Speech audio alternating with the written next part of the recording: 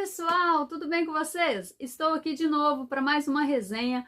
Hoje nós vamos falar deste livro que já foi muito resenhado, mas eu vou dar a minha opinião sobre ele, porque a maioria das resenhas que eu li, a opinião das pessoas foram diferentes da minha.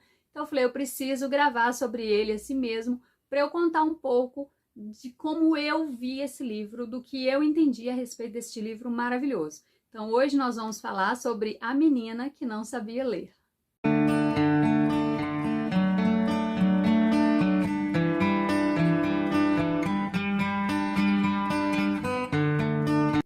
Então, pessoal, esse livro, na verdade, a tradução dele em português mudou muito o título, porque o título dele era para ser Florence e Gilles, que são o nome das duas crianças que protagonizam a história. Na verdade, a protagonista principal, que é a que conta a história, é a Florence, e ela conta, então a gente vai vendo o livro através dos olhos dela, tá? E eles fizeram a interpretação para o Brasil como A Menina que Não Sabia Ler. Eu acredito que é uma jogada de marketing para poder aproveitar o gancho de a menina que roubava livros. Então eles fizeram tipo uma jogada de marketing, porque todo livro, assim, a menina disso, a menina daquilo, as pessoas iam pensar que tinham a mesma qualidade, o mesmo grau de a menina que roubava livros, que foi um sucesso tremendo, inclusive foi para o cinema, né? E realmente a jogada de marketing funcionou muito bem, porque eu li esse livro super interessada nele, porque eu liguei ele ao outro também. Eu ganhei esse livro da minha amiga Júnia, ela já me presenteou várias vezes, eu até falei com vocês de um outro livro que ela me deu, mas esse também foi a Júnia Pink que me presenteou, maravilhosa, tem um gosto excelente para livro, então toda vez que ela me deu um livro, ela me deixou de choque, assim, porque eu amei todos eles.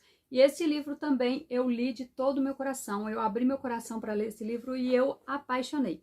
Gostei demais, depois nós vamos falar do 2, eu já li o 2, mas hoje nós vamos conversar sobre o 1, porque ele tem continuação, tá? Mas nós vamos conversar sobre o 1, a história termina no 1, termina mais ou menos, né? Mas o 2 já é outra história, então a gente pode falar dele separadamente. Então vou falar com você sobre a Florence. Florence é uma menina de 12 anos que mora com o irmão Gilles em um casarão, em uma mansão do tio dela. O tio dela tem a tutela dos dois porque eles perderam os pais. Os pais deles já morreram, eles já eram separados, só que os pais deles morreram, tanto mãe quanto pai, e eles tiveram que morar com esse tio. Mas esse tio meio que negligenciava um pouco o cuidado com os meninos, deixava os meninos com os empregados da casa, e ele mesmo nem aparecia lá, tanto que Florence nem lembra da aparência do tio como que era, porque ele nunca aparecia na casa. Mas fora isso, não deixava faltar alimento, né? Não deixava faltar essas coisas. Porém, o tio da Florence, ele... deixando claro que Gilles era o irmão mais novo da Florence. Eu não lembro a idade dele, mas ele era mais novo que ela. O Gilles, ele sempre foi apresentado aos estudos, ele sempre teve a oportunidade de estudar, aprender a ler, porque o tio dele ordenava isso aos empregados. Mas a Florence era proibida, ela não podia ser alfabetizada, porque quando o tio dela era mais jovem, ele apaixonou por uma mulher, ele foi noivo de uma mulher, e ele incentivou essa mulher a ler, a evoluir o seu conhecimento. Essa mulher cresceu, ficou muito inteligente, e trocou ele casando com outra pessoa. E ele ficou devastado com isso, porque ela era apaixonada com ele até ela adquirir conhecimento. A partir desse momento, ele começou a acreditar que as mulheres não deveriam ser alfabetizadas. Isso é uma coisa pessoal dele, mas ele fez com que isso impedisse Florence de ser alfabetizada.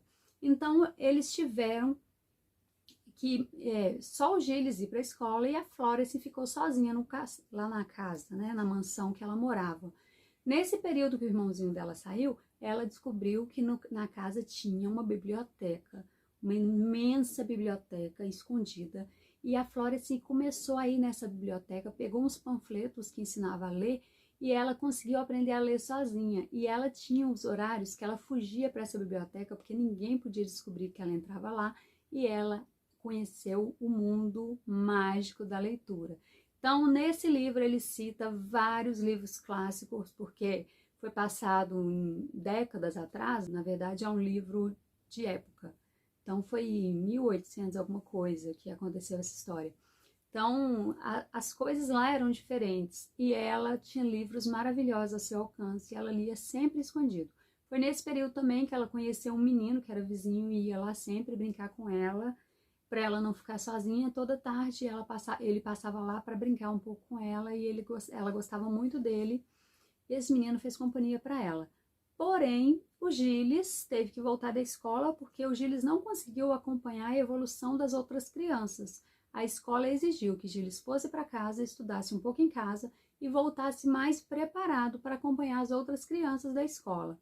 Quando o Gilles voltou para casa, ele teve uma tutora. Na verdade, era outro nome que chamava no filme, mas vamos chamar de tutora.